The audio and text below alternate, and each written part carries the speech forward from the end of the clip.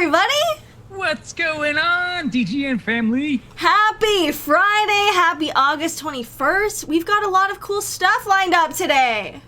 Today is going to be a lot of fun because, you know, along with the news topics that we'll be jumping into, we have our very first DGN-owned developer interview with game director Drew Bushnell. So that is going to be awesome. It is big stuff, and also because I always forget to say who I am. I'm Kaisa. Nice to meet you all. I'm one of the hosts of DGN. Nice to meet you. That's so true. Right at the beginning, I'm just like, "What's up, everybody?" Versus like, "Oh, some of you might not know who I am." Yeah, we just get to the edge of the cliff and dive in. That's what we do.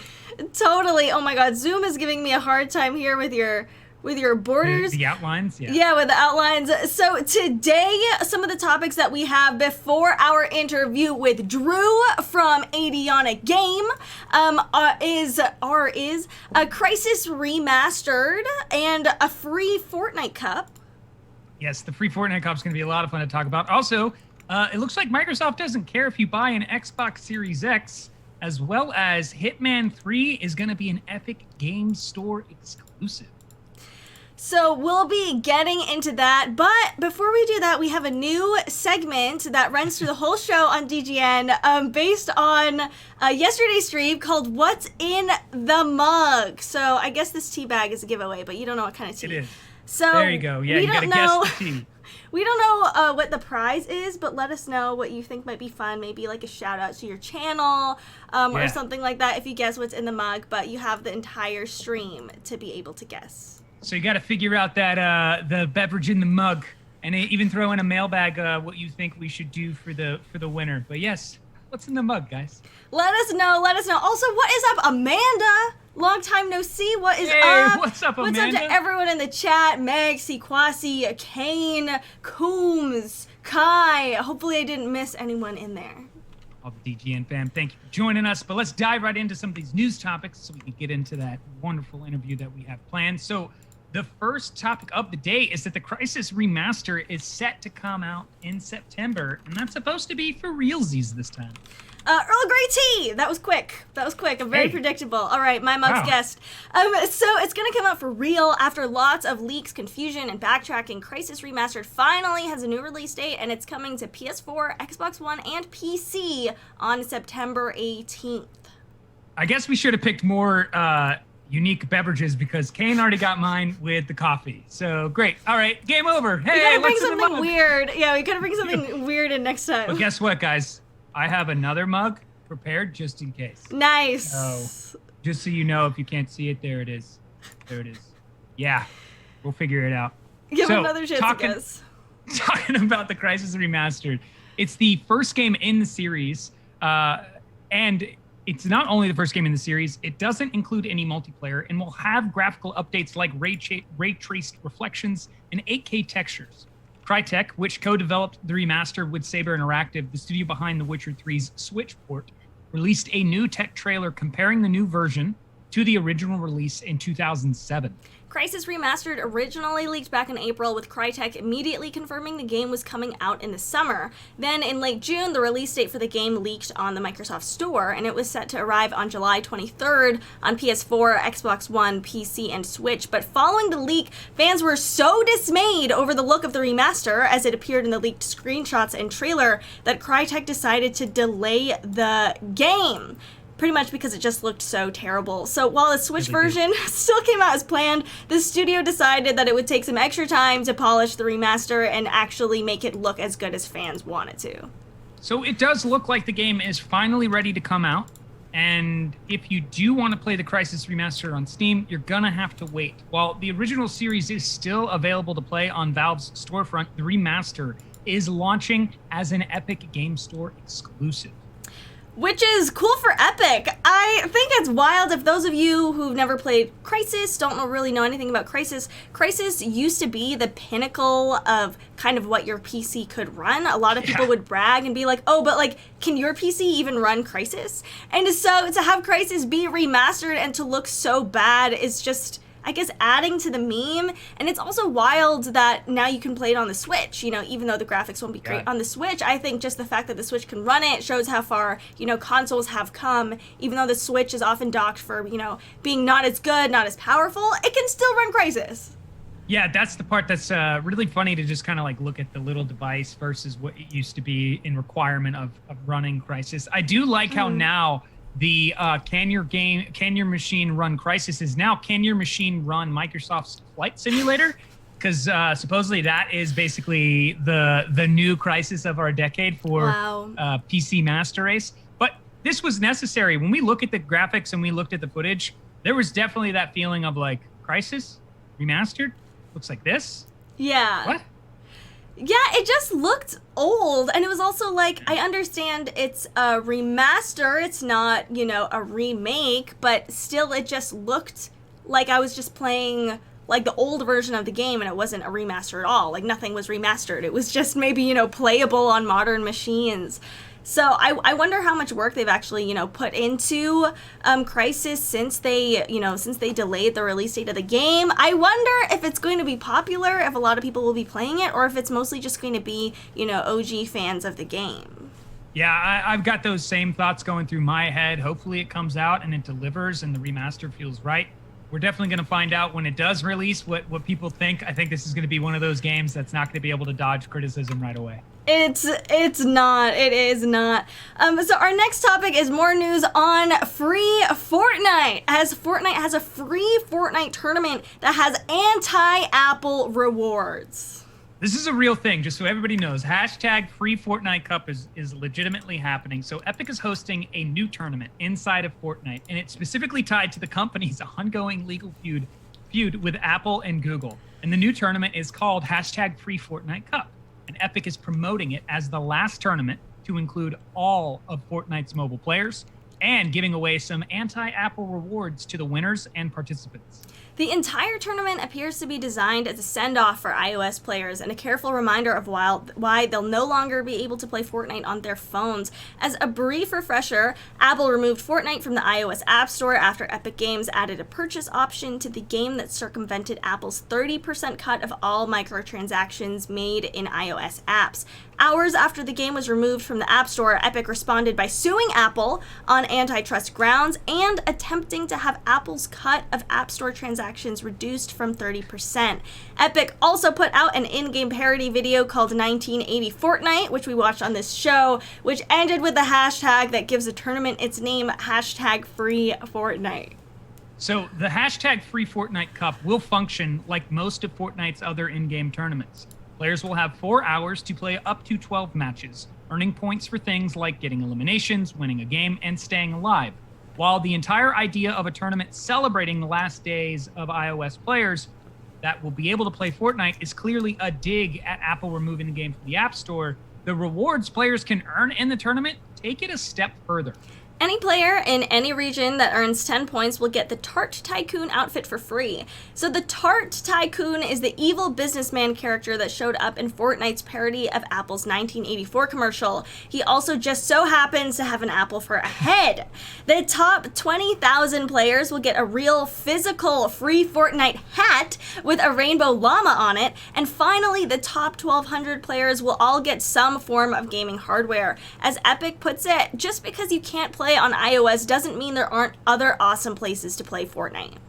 Because the gaming hardware prizes include this: an Alienware gaming laptop, a Samsung Galaxy Tab S tablet, a OnePlus 8 smartphone, a PlayStation 4 Pro, Xbox One X, and possibly a Nintendo Switch. Epic sure has a lot of money to dole out. They are making it rain right now. Oh my God. So as for the actual legal battle between Apple and Epic, little progress has been made, since we've reported on it. In fact, Apple countered Epic by informing the game developer that it would shut down its App Store accounts, including those related to Epic popular Unreal Engine, if Epic didn't remove the purchase option from Fortnite by August 28th. On social media, Epic called that action retaliation, and we're actually going to get into that, when we interview Drew later, because taking off all the apps built on Unreal Engine is a lot. That's a lot of apps, you know, and that could potentially kill a lot of games made on Unreal by indie developers. Yeah, so take into account that on August 23rd is when the hashtag Free Fortnite Cup begins, and it will have a different start time for every region. Every platform, including those mobile players that still have the game installed on their devices, will be eligible to compete during the 4-hour window of the tournament in each region. I think that Fortnite knows they're kind of memeing it at this point. Like, they're going all in with the hashtag Free Fortnite, and it's bringing back to me like a second wave of the cringe that Fortnite is associated with, or you know, Fortnite was super cringy, and then sometimes it's cool, and now it's really cringy again. And I'm siding with Fortnite in this, you know, Epic versus Apple battle, but I don't want, you know, indie developers to become collateral damage because of this. And I wonder how it's actually going to play out. I also would feel really dorky wearing a hashtag Free Fortnite hat. There's a lot to unpack with everything going on here. I feel like what is happening is you have these two behemoths, billion-dollar companies. And a $2 trillion company. Apple just hit $2 trillion. Ooh, okay, well, yeah. A $1 trillion company and a $1 billion company are squaring off, and you have all the consumers in the middle. There's going to be some fallout in this situation because I don't think Epic is going to bend, and I honestly don't see Apple doing something different than they've never done before, which is, you know, them also bending to the ways of others' requests. Mm-hmm. And I think that for the longest time, there's been kind of like a recognition from people regarding Apple that they've been this way, right? They've been very stiff-necked in certain areas, and they're doing that again. And Epic is willing to take this risk, which why those rewards are all platforms people can continue to play Fortnite on. So if you do win, you are able to still continue playing Fortnite. You just don't have to play it on your Apple device anymore. That's a good point. I think that this might be a stalemate for a while. Both companies have a ton of money. Both companies, you know, don't want to lose out here. I think if something happens, it would probably, you know, be a really big case, and that this is a legal battle about, you know, being anti-monopoly, antitrust, and it's kind of, you know, escalated to that, and it's kind of beyond what these two companies can do, but it's really rather a case of, I don't know if this would go to the Supreme Court, I don't really know how that works, but just overall, like, can a company do this, like, moving forward in the future? You know, I think this is going to set a precedent, you know, for these other massive tech companies that have so much influence. Yeah, and I would say that with regard to the Unreal Engine aspect, that is a pretty irrational choice on brutal. Apple's part, and I don't think that the people who use Unreal should be blamed for, you know, specifically this issue with Epic Games and Fortnite. The fact that Apple's like, fine, we're gonna like basically, you know, scorch earth everything Epic is one that, for me, this is where I go, okay, now you're even saying we don't care that this is going to have an effect on Unreal Engine developers. And it kind of puts that ball into Apple's, like, it's a way of making a decision and then being like, yeah, I mean, if Epic doesn't change, then they don't clearly support you. I feel like we would see that kind of narrative come out of Apple from this situation. Like, they need to change, not us. Right? It feels like Apple's kind of like taking hostages or, like, you know, murdering civilians. the equivalent of, like, these are just developers using Unreal Engine. Yes. A lot of companies use Unreal Engine.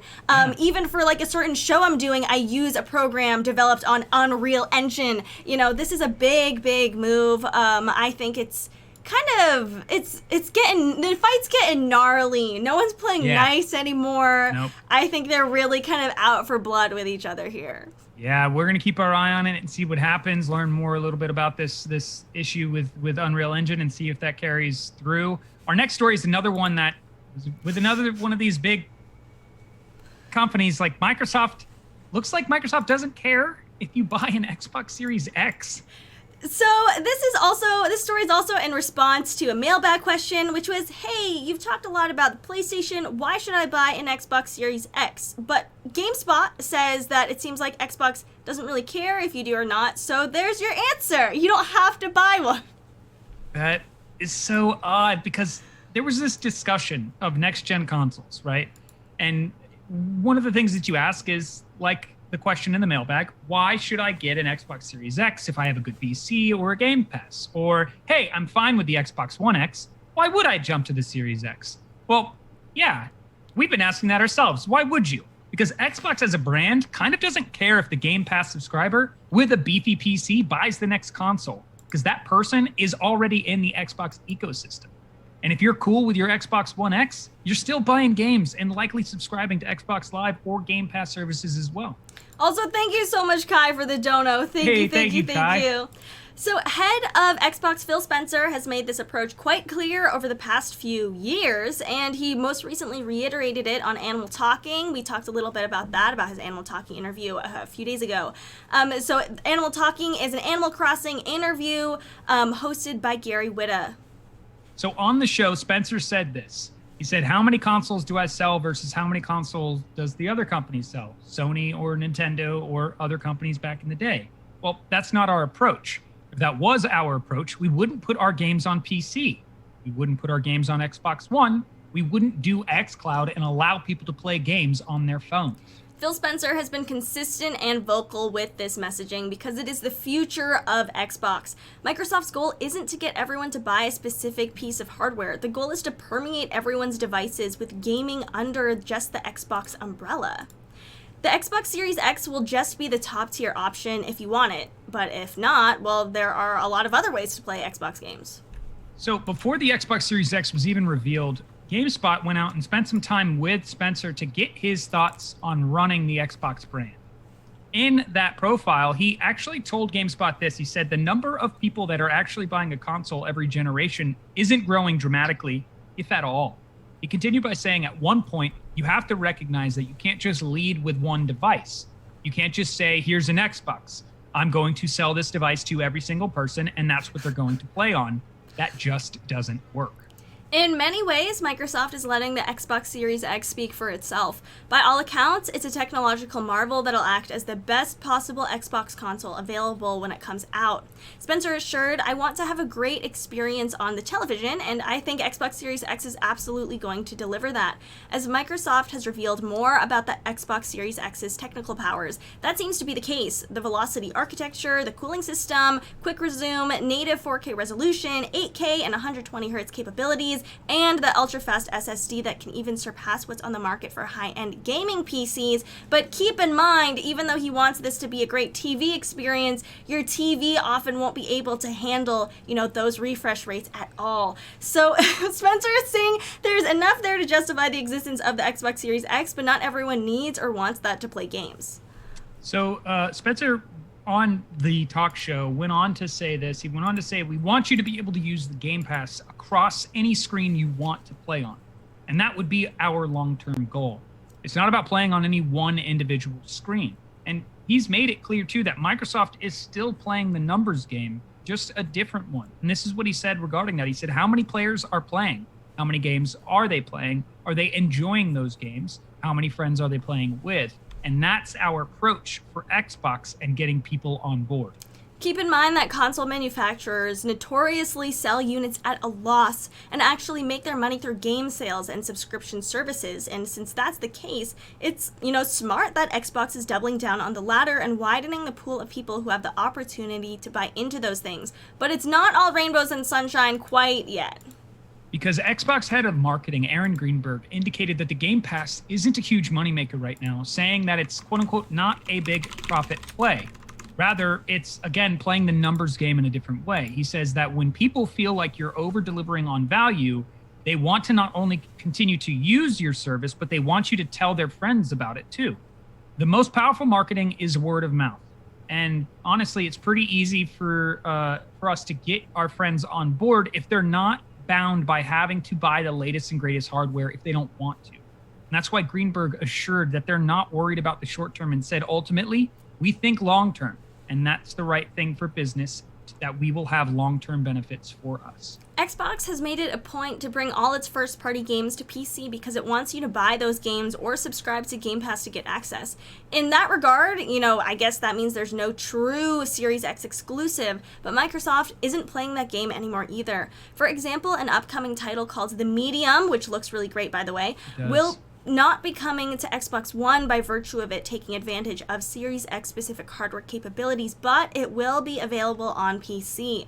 This suggests eventually the Xbox One platform would be phased out, but by many accounts, an entry-level type of Xbox Series console is on the way, the rumored Xbox Series S. And when Xbox One owners do want to make the jump, they'll have their entire library to bring along with them via smart delivery, or the fact that Xbox has made a concerted effort to make nearly every major game backward compatible. So as we inch closer to the launch and dive into more comparisons between the PlayStation 5 and the Xbox Series X, I think it's important for us to keep in mind exactly what the Xbox brand is aiming for and how it defines success. Sure, Xbox won't have Halo Infinite as a system seller at launch, but the metrics for success aren't just console sales anymore. Halo Infinite is coming to PC and Xbox One too, so getting you to play Halo Infinite in some form is the goal, even if it's through their free-to-play multiplayer model. And it will be available for any, and that will be the case for any of Xbox's big games. If you want to do that on the Series X and any other capable device, Xbox is leaving that up to you. As Spencer said, access to games, access to your friends and the community. We want the people to feel like they're a member of Xbox. That membership isn't about one device. It can be on multiple devices. Microsoft's flagship gaming platform isn't necessarily the Xbox Series X, and it might not even be a console. It very much looks like it's Xbox Game Pass, which is on any Xbox console or PC, and will eventually be on phones via xCloud. GameSpot says, and I'm starting to agree, that it's time to stop looking at the Xbox Series X like it's supposed to be Microsoft's savior, or that the Xbox brand is putting all its eggs in that basket with a future riding on console sales. That doesn't seem to be Xbox's game. It's not their strategy. It's evident how they've structured their ecosystem, and it's evident in the way they've communicated it. This just really sells the thought process we've had this entire time with what seems to be Microsoft's focus, is that the Games Pass is going to be its biggest interest, along with xCloud when xCloud drops, because I think for them, as much as we've just regurgitated here, to say it again, they only want people to use their services no matter what device it is, because as long as they have you a part of the community, they're winning. I think so too. As Meg says, I think a lot of PC gamers are just going to have, their Microsoft games on PC, and they're going to buy a PlayStation for their console. We've been asking this whole time, why should I buy an Xbox Series X? And Microsoft is making it increasingly clear that they don't really care. It's not their strategy. They want you to be on the Game Pass. They want you to be buying their games, playing their games. They don't need you to get the latest console. And I think it's interesting that, Phil Spencer mentioned that not a lot of new people are buying consoles, and this article mentions that oftentimes consoles are sold at a loss, so it seems strange that we put so much focus on consoles, on this console war, who's going to sell the most units, PlayStation or Xbox, when that's not the most profitable, opportunity for these companies. Yeah, and I think the numbers will, of course, end up speaking for themselves. I am genuinely curious to see how well Halo Infinite does, for those individuals that are like, ooh, I'm going to get a next-gen console, but I have a PC. Now I think it's the time to fully understand, hey, I'm just going to grab a PlayStation 5 if I'm going to jump to the next-gen console, because there isn't a reason for me to go to the Xbox Series X, because I'll be able to have access to all of those titles on my gaming PC. This is going to help bolster Sony's sales, but ultimately Microsoft's like, that's fine. We just want you using our games, access to our library, get you into that ecosystem, and we will be where we want to be. Absolutely. So we're going to get through our next story real quick before we're going to get into our developer interview, as Hitman 3 is going to be an Epic Games Store exclusive. So IO Interactive will be releasing Hitman 3. That is the third and final installment of the current and celebrated rebirth of the long-running franchise, which drops in January 2021. They will be self-publishing the game, following Warner Brothers is publishing Hitman 2, and have announced that this will be an Epic Games Store exclusive. Further to this, the first of the current trilogy will also be given away for free starting next week from the 27th of August to the 3rd of September. I'm definitely going to be redeeming that one. Oh, yeah.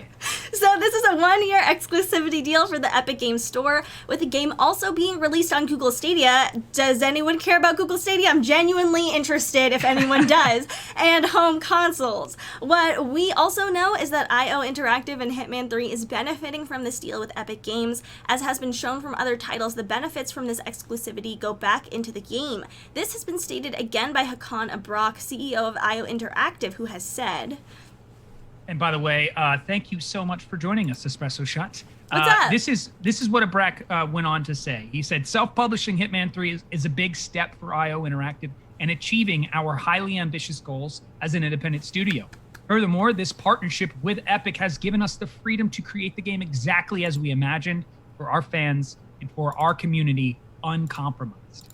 They went on to say, for our long-term fans that have supported us on the World of Assassination journey, we're happy to have Mastery and Location carry over from their existing progress into Hitman 3 on Epic Games Store. So as well as this new announcement, IO Interactive have released a new trailer showing a new area coming to Hitman 3. It's quite similar to Dubai in climate and scenery, and the next trailer takes you to Dartmoor, United Kingdom for a mission in Thornbridge Manor. Nick Price, the lead writer of Hitman 3, has this to say regarding Thornbridge Manor. Hitman missions are very complicated affairs with plenty of moving parts and lots of characters you are able to interact with in a huge variety of ways. In Dartmoor's murder mystery, we are dialing all of that up to 11. Kane, thank you so much for gifting that sub to Espresso Shot. That is amazing. You are amazing. Thank you. So he also went on to say this, that every member of the family is a possible suspect at Thornbridge Manor, and it has been quite the challenge to make sure everything doesn't fall apart just because the player wants to play around. In fact, that sort of behavior should be rewarded in a Hitman game, so we've been working hard on making sure that depending on what a player discovers during their investigation, outcomes might differ. So it's going to be great fun to see how everyone tackles this particular problem next year.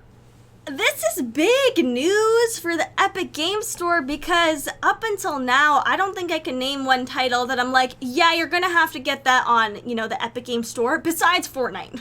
Yeah, seriously, they are killing it. There was something that I read, the Remnant Fall from Ashes or Return from Ashes, because it did its Game Store exclusive, the Epic Game Store exclusive, 10 million downloads. Wow. So you're probably going to see numbers like that, especially for Hitman, because it is one of the best stealth game experiences that you can have. So if you have an Epic Games Store launcher, you should get it for free when it drops for free. You should, and we haven't talked about it in a while, but for Epic Games, if you buy a game and a day later it goes on sale, you can actually, flag it and, get that difference. I don't know if you even have to flag it. I think they might automatically just refund you that money. Automatically, yeah, I think so. It's also great with returns. It's great with, customer feedback. I think in the past I had some difficulty with a return, and I reached out to Epic support. I was like, I have to send them an email, and they, addressed it super fast. They are really, gunning hard to compete, in this market, and I think the Epic Games Store, has done phenomenally for itself. Yeah, and I will have to say this is I'm so excited for IO Interactive to self-publish this game. I think they are one of those developers that has, like I've said before regarding Hitman, they've always continued to grow. And thus, ultimately, I'm excited for the next game that they come out with, because if this self-publishing actually worked for them very well with Hitman 3, they could turn around and self-publish their next IP, which we know they'll jump into, and hopefully they stay within the stealth genre or go into something new. But I cannot wait to get my hands on Hitman 3 January of next year. What's up, Ren? Me either. I'm really looking forward to this game. It seems like it's going to be a ton of fun. If you haven't seen, the trailer, some of the gameplay, it looks great. It's also coming to VR, so you'll be able to, run hits on people in VR. I think, it's enough in the gaming world that it hasn't stirred up a lot of controversy. It's not hopefully not as violent as people might think it will be, but rather just a riveting, cool game. It seems very dark, very noir. And I think a lot of people are really going to be excited for this one. This is a big win. Same here, but we are at the halfway mark on the DGN hour, which means we're going to get ready to jump into this interview. So we're going to throw up the Be Right Back screen and get ready as we are going to have our interview with Drew Bushnell, game director and developer for Adeona at Box Attack Studios. Stick around. We're going to be right back for that interview on Daily Gaming News.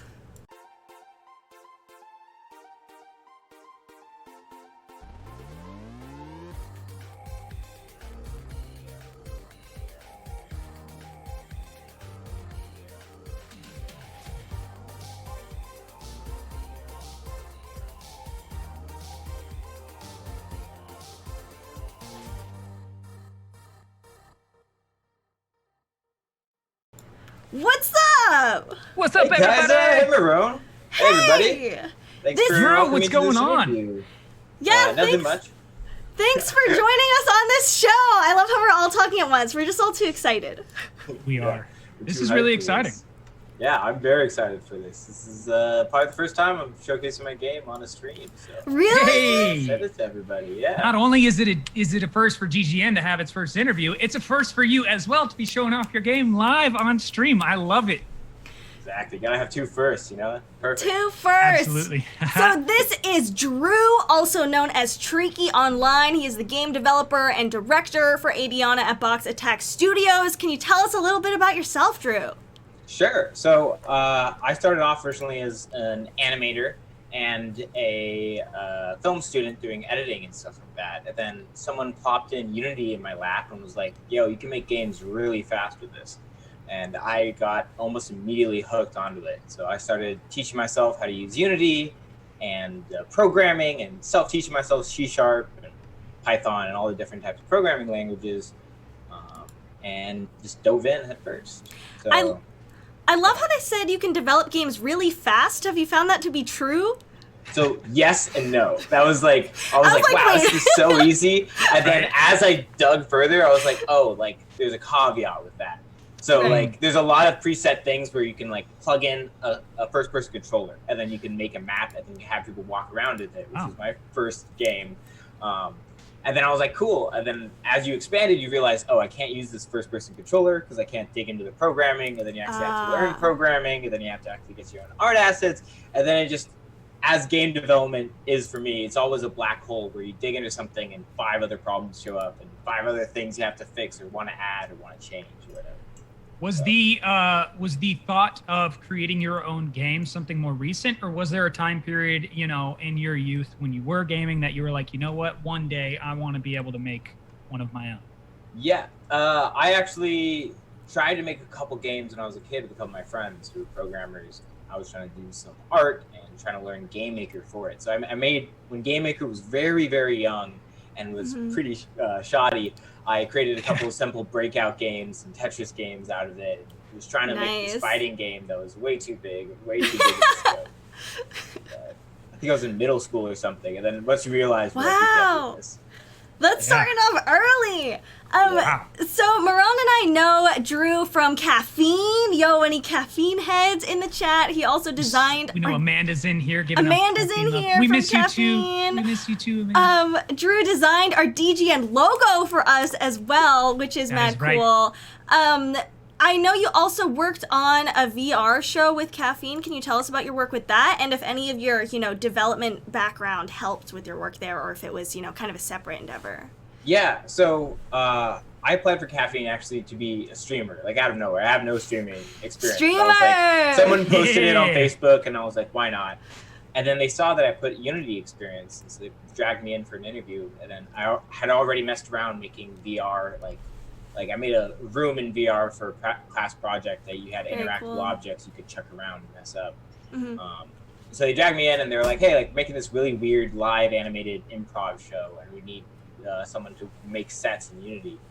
And I kind of dove headfirst and like learned with them as I went, and like I ended up making a lot of really weird props and really weird characters and sets. Like I remember at one point I made Space Herpes, which was like a reoccurring prop throughout the show. Nice. And then we had this like, I loved LaCroix when we were there, so we made like a fake LaCroix. So and we had these like LaCroix. complex Space Vegas, and like it just expanded out into me learning how to do kind of level design and environment design. So that helped a lot. And That is a lot of work. Yeah, it sounds like great experience, and it was in Unity as well. You said? Yeah. Yeah. It was great because it was in Unity, but it was also I couldn't do any programming with it in there because of the way it was structured. But Right. I learned how to use all the Unity-based tools and be able to do all the more like art environment aspect work. And I thought that was really cool to actually be able to think of like, oh, I want to make this like weird hallway that has plant monsters in it, and then you go and make it and hop into VR, and then you actually have plant monsters surrounding you. So. Right. Yeah. You know, we also saw on your website that you were talking about Hyper Light Drifter as your favorite game. For you, what would you say is an example with that game that it does really well? And maybe what are some other notable examples of mastery in game development? Sure. So I really like Hyper Light Drifter because the main developer on there has like a pretty hefty heart disease that could kill him at any point. And he puts that into the design of the game and structure of the game. So the game is played with this like stoic, calm character that just like the only thing he doesn't even say anything. Like the entire game is without any dialogue, and all story is shown through images or like moments of the character coughing up blood and slowly moving. Wow. And so Dark. He takes that and applies it to the design theory as well, and you end up having this character who like you'll enter a match and you feel like the character is like a speed bike you're on, and you're constantly zipping around, like attacking enemies and flying through enemies. And then at any moment, if one of the enemies hits you, you end up like someone opened a door in a lane for the speed bike, and you go flying off, and like the entire battlefield goes into chaos. So it makes this nice balance between like complete chaos and like you having the ordered plan. And I feel like that little like leeway between the two really makes the game really fun. So. Makes me very interested in the game. I've never played it. Yeah. Just listening to you describe it, I was like, I feel like I need to play this right now. Yeah, highly recommend it. Great. And then like another aspect is like the story-based aspect of the game is like you can dig into it, and there's like an entire language made in the game that like it just looks like symbols, but like people have dug through and like uncoded it and like read the history of the background. So for people who really want to dig into that lore stuff, they can, but it doesn't force you. So people who just want to play the game and ignore any lore, they can completely, really easily. So. Which is funny because that's like what Cyberpunk 2077 is doing, is that you can ignore all of the main mission and just play it through side missions and never touch any of the main missions and still complete the game. So it's so funny that you bring that up, that even like a major studio like CD Projekt Red recognizes, you know, the benefit of putting that type of choice into your game. That's with design, you have to account for like both sides of players. You want to account for the players who love story and the players who hate story. And you, as a designer, you have to account for every single way a player might like break your game or destroy your game or want to play your game or not want to play your game or right. I love Chad's comment. This has nothing to do with gaming, but I'm loving the Mexican flag in the background. Yeah, thank you. I'm Mexican American. I guess kind of a side question. Have you, taken into account, diversity in your character creation, or how did you approach character creation, in your game? Yeah, so my main character is Amber, named after one of my friends who I consider like a strong female warrior. And shout out to Amber. Shout out to Amber. But I really wanted to create a strong female character that had like no romantic interest involved, like essentially asexual. And so I kind of wanted to create something that like had diversity but didn't have it like forced. I know you mean, yeah. And like all the characters are like in differing colors, and it's all like one color gradient, black and white. Part of that's for the game design and in theory and the main mechanic of color changing. But another part of that is that I don't want you to be able to tell like what race is any of the characters or what color. It's just cool. Like all vague skin colors. So like gray is not really one way or the other, Right. Yeah. Should we dive into it? Should we take a look at your game? Let's do that. And then Guff also had a question in there while you're getting ready to do this. Is Unity free to dive into like Unreal?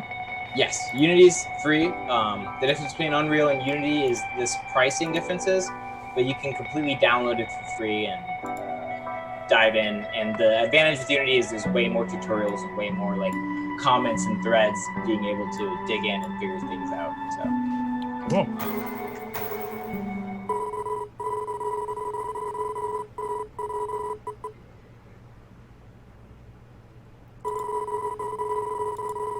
Also, as we start playing this game, I do want to say it's not a finished game.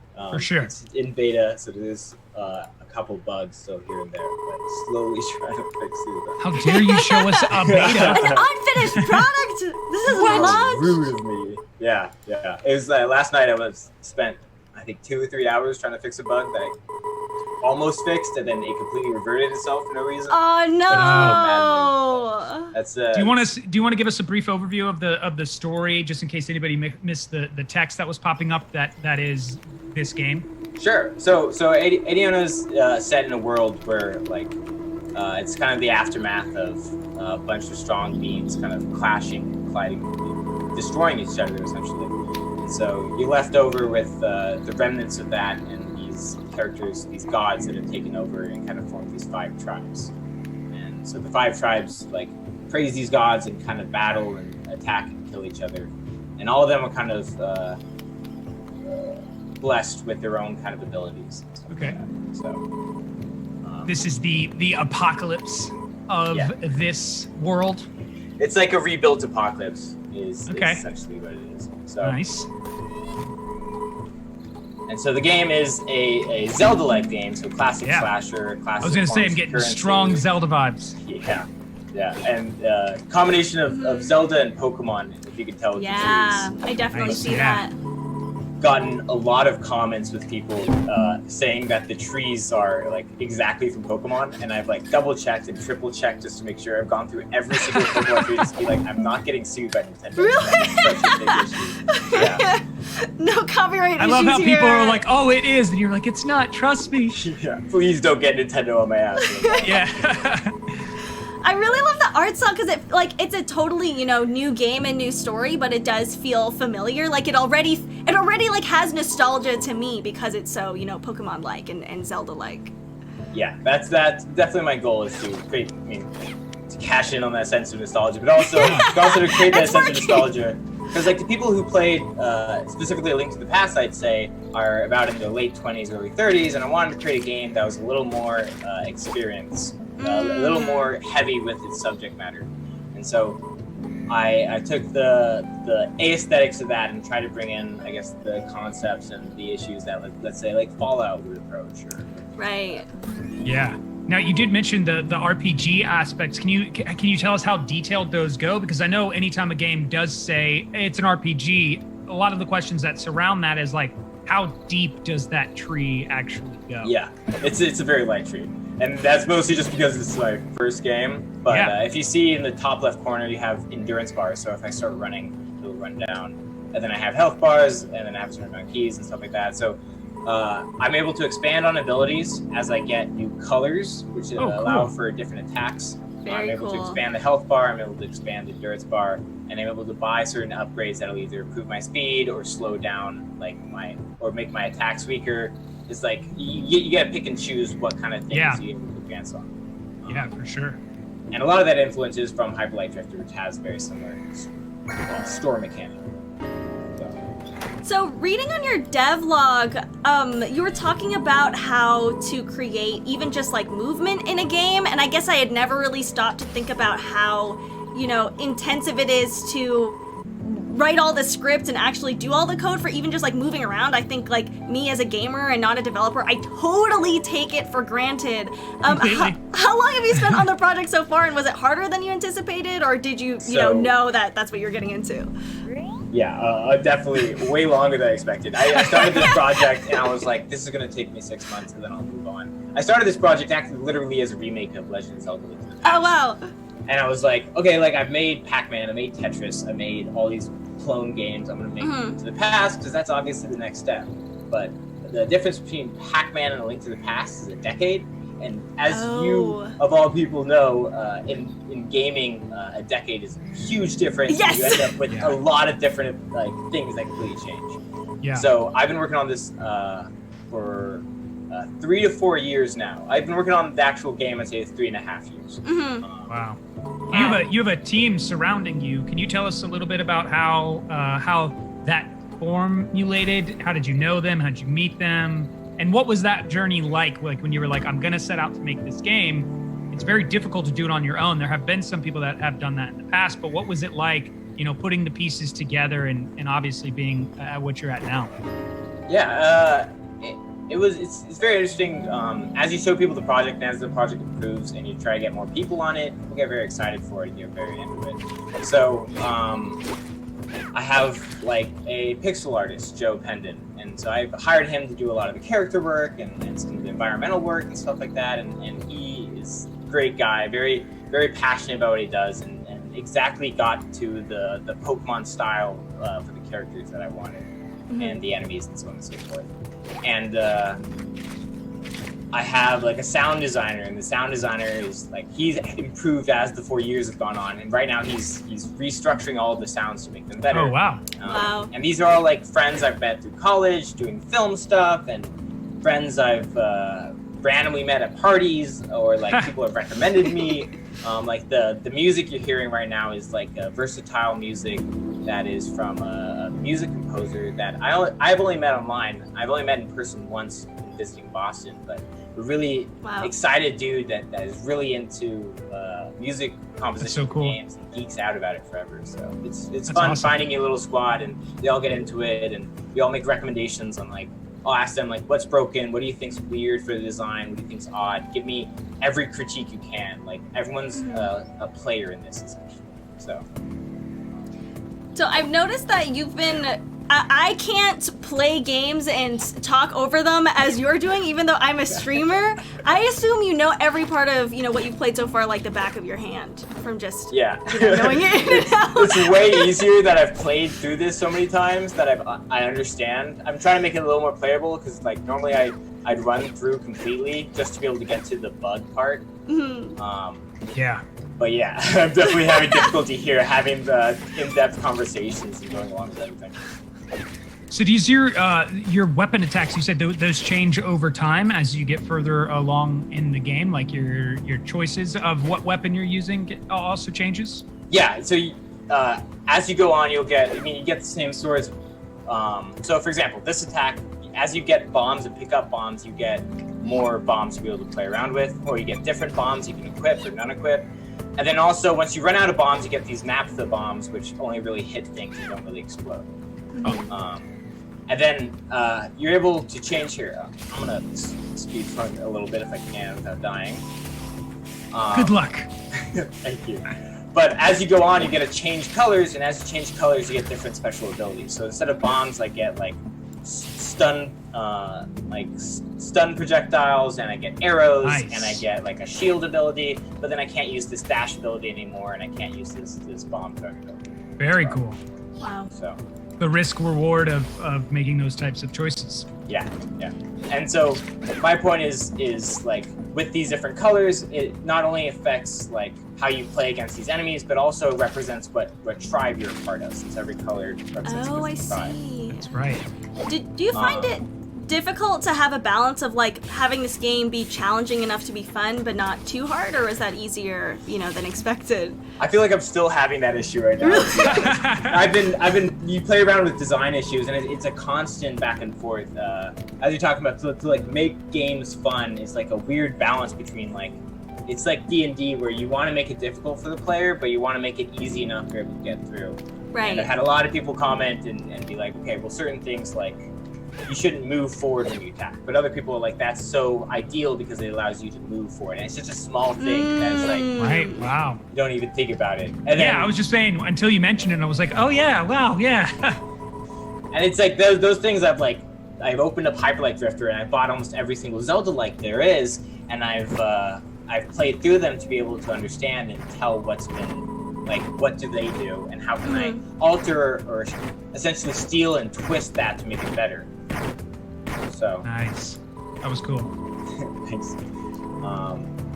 And like it's something like enemy difficulty and like enemy AI was a big challenge for me, because it's like you like I never realized this linked to the past, but like certain enemies are like really easy, but like certain enemies analyze how many other enemies are close by you, and then you need to adjust for that, and like if this enemy is close up, then the other enemy needs to stay back and use their projectile attacks, or vice versa. Or weird things. Like that. Some people in the chat are saying they've got some strong Bomberman vibes. Would you agree with that? Were you a Bomberman player? Yes, I did play Bomberman quite a bit. Love it. For sure. What do you think? Did you know that going into making those animations and those choices? Were you like, I want to have that similar feel, or was that just kind of like a byproduct of, subconscious? I definitely went in with wanting the feel of Pokemon Red and A Link to the Past, and I definitely wanted to create that nostalgia. And then like a couple of the other ones, just like as I went on, I was like, oh, like this would work pretty well with this style of game. Or like, oh, I recently went through the SNES emulator and played this, and I thought it was pretty cool. Yeah. That's awesome. So earlier during the news show, we touched on the whole Fortnite Apple feud. What are your thoughts on it? Man, I have a lot of thoughts on it. Definitely on Epic's side. I definitely used to be that type of indie developer, which is like, I hate Fortnite. It's like, I used to hate Fortnite. Yeah, I'm the hipster of cringe. games, whatever. Yeah. But like as I got into it, it was like, it's a pretty strong and well built game and well balanced, and like developers put a lot of work into it. But also like Epic Games in general has really built a really strong platform. As much as I am a Unity fan, like I love Unreal, and everything Unreal has done freely. And they've allowed for a lot of people to create really unique and interesting games. And to hear that Apple is like upset because they're not getting their full 30% of the cut because they're linking them to the like website instead of the mobile bot thing, it's like, come on, like you're a $1 trillion industry and you're like fighting with like company that is also like $1 billion industry, but it also is helping and actually providing and giving free services to any game developers, and potentially having those like knocked off like could completely destroy a lot of developers' lives and like livelihoods. It could, and for me 30% sounds like a lot. Is it a lot, or do you think that's fair? That's definitely a lot. It sounds like so much to me. It's really frustrating, and it's way more than I think Steam takes off. Epic Games takes off on their store. And the other thing is like I've had classic issues with Apple in general. Like Unity, like I can export and make a Mac version for a port. And if you haven't updated your OS, you can play this game as long as you allow the security settings, because it's not officially approved by the publisher or whatever. But now that they updated the OS, I cannot even get it to run at all. No matter like what workarounds I do on the console or like try to force it to run, it just doesn't run my third-party game anymore. And it's like they've completely destroyed my ability to be able to make this on any updated Macs. So, wow, that's so awful. With a current topic such as the Epic Games one, how about one that we're all going through? Have you seen a direct effect by the pandemic as you've been developing your game? Has it presented any challenges for you and your team? Yeah, I definitely have at least like positive and negative, because I've gotten more time to work on it. But like having more time doesn't mean you're as more productive. Like, interesting. You start digging into it and you've been staring at the screen all day long, and all you can do is stare at the screen for entertainment. And then you end up getting like overloaded, or you're bogged down with so much work and so many different issues. So it's a back and forth. Obviously, being a developer is better than any other physical field right now, just because you can do that online. But it definitely just messes with your head on development aspects. Yeah, that's true. When I think about marketing indie games, I've been to a lot of conventions, but it's so hard for me to even see the games there. What do you think is the best way to kind of get the word out there, from your perspective? Whether it's on Twitter, like I end up meeting a lot of other streamers on Twitter, or like mainly is where I meet people. Is there like a spot where indie developers are? Yeah, there's Twitter is really big with indie developers, and going on itch.io and like joining game jams and talking with other developers kind of gets you into the field, and talking to people who can point you in the right direction and send you somewhere that you want to go. But I'd say the best thing for marketing and actually getting your game out in attention, posting on Reddit, posting on Twitter, posting on Instagram, and starting when you have nothing. Like when you get the first MVP, minimal viable product of your game up and running, like send that out and like show it off on Twitter, and you'll get some people staring at it. The worst thing you could do is try to start marketing within the last 2 months of your game. So. Yeah. Right, that's true. I think, that's a good point that I, as a content creator, struggle with. I'm like, I don't want to put anything out that's not finished, but you kind of have to, stream even when you're not all ready, or, put your game out there, when you do have that MVP, and maybe not when it's totally done. I love Onryo's comment of, I'm waiting for the Apple Tendo merger, where you will no longer be able to make a phone call without Mario listening in. Big Mario, you gotta watch out. Thanks so much for the bits. You gotta look out. Thank you for the bits. You know, I was gonna actually regarding Adeona. You were talking about how it's like it is an apocalypse within this reality. What are some, besides, you know, games, what are some IPs that are maybe in like TV and film that helped inspire or create this story, especially with like apocalyptic imagery? Good question. There's an animated show called Kipo that I really love. Kipo's one, it's really great for having like a really variety of diverse cast. But two, it's set in this weird kind of magical world that is with like a lot of weird mutated monsters and after post-apocalypse, but like everything is built up and there's all these different kind of factions vying for each other. So I'd highly recommend Kipo and Adventure Time, of course. Adventure Time was a huge influence with this. That's awesome. That's awesome. So make sure to check out Kipo. Anybody in the chat, I'll have to do the same. I'm curious. I always love, you know, when I see like a news story and get vibes from it that feel like something I've recognized before. I always love knowing where they came from, like that inspiration, that spark, so to speak. Yeah, I think that's something with art is like you take a lot of inspiration and essentially it feels like stealing, but it's like not stealing because like you're combining so many things together and every game or every artist does it essentially. So. Yep. I have a question about NPCs. What was creating them like? I noticed there were some right here and there were some in the earlier screen as well. Did you base those off, you know, people you know in real life, or are they all OCs, or how is that process? So these are all OCs.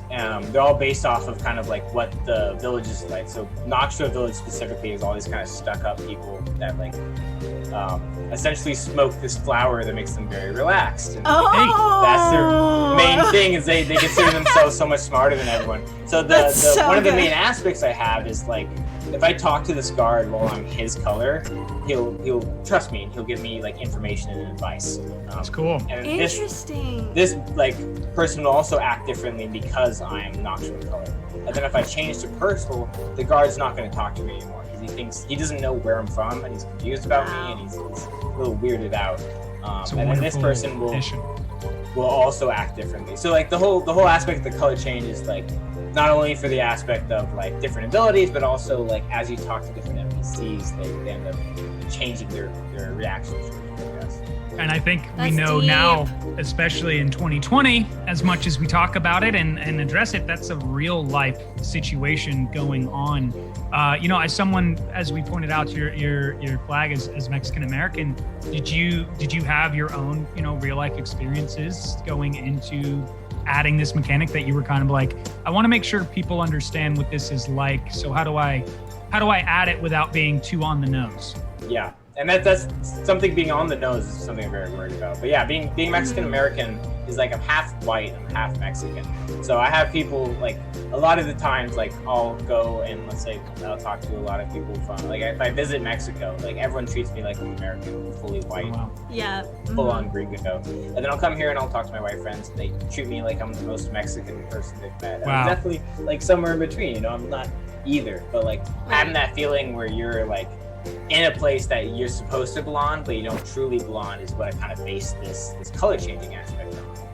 Very cool. Definitely gaining inspiration from how Hype Life Drifter bases their kind of gameplay on like his heart disease. Like this is based off like how I felt with people coming up either being racist or shitty towards me, or just like, treating me differently once they realize I'm Mexican, treating me differently once they realize I'm not full Mexican and I'm part white or stuff like that.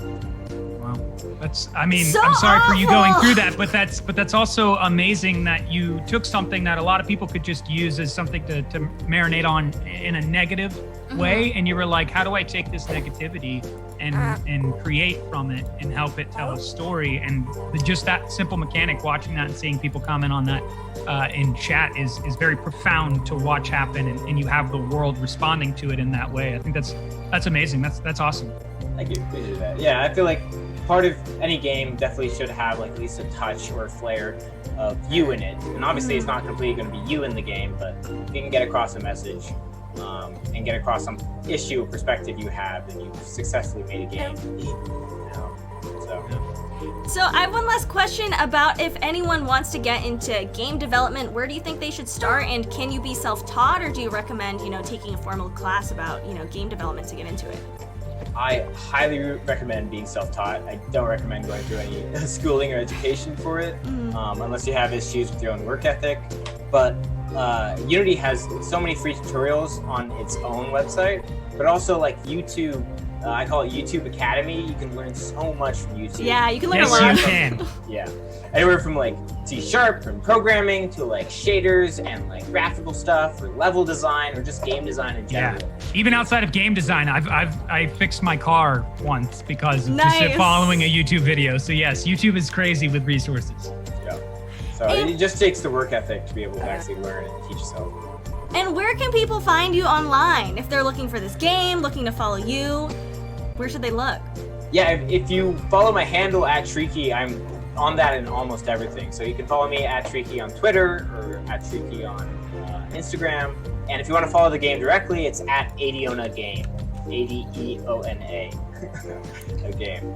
So I want to ask this as my last question. I'm a person who I love focusing on the present, reflecting on the past. I don't really like looking into the future, but I also I do kind of want to root a question in that. After you get done with Adeona, do you have kind of the idea in your head for what you want to do next, or is that not really even a thought process for you? Oh, 100%. There's a memeable joke with developers how you're always like wanting to leave a project unfinished because you got a new idea. Nice. Can you share a genre or anything, regarding the next one? So I really want to make a VR game next. Hey! Like trippy VR game. That's Nice. specifically about like smoking and like that changing the gameplay aspects. Interesting. Very cool. Everything you need to do. That's But an awesome idea. I probably will still start simpler, and I have a drinking game that I've made physical, and I want to make it online and like in a Jackbox party game style. So that will probably That's be cool. next. Nice. That's awesome. Very cool. Awesome. Cool. Thank you so much for joining us today. Yeah, Thank you for seriously. sharing your game with us. This is super cool, to have you on as our first guest. Yeah, course. thank you so much, Drew. Thank you for having me. It's been a blast to be able to showcase my game and get everything done. And it's been nice talking about game development in general and just geeking out a bit with you guys. So really Yeah, appreciate you and having people me on. can play the beta right now, right? Yes, the beta is available on itch.io, at Treaky as well on itch.io. And it's downloadable for PC and Mac if you have the old OS system. And is Xbox controller supported as of recently.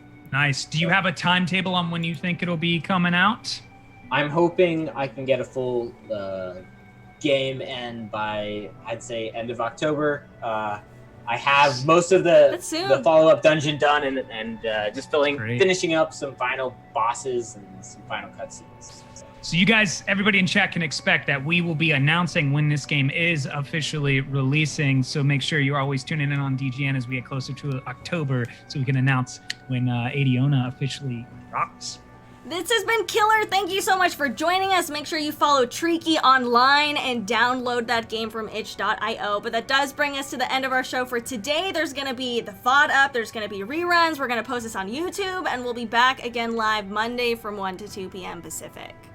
Thank you again so much, Drew, for being a part of this. Everyone in chat for asking amazing questions. Definitely check out Adeona, see what it's like, share your thoughts. And this is the end for us this week as we're off on the weekend, and we'll be back next week. We're always live 1 p.m. to 2 p.m. Pacific Standard Time. But thank you so much for joining us today. I am Kaisa. I am Marrone, and this was Drew. Drew, yes. Adeona. Thank you for having me. Thanks, Bye, everybody. everyone. See ya. Bye, everybody.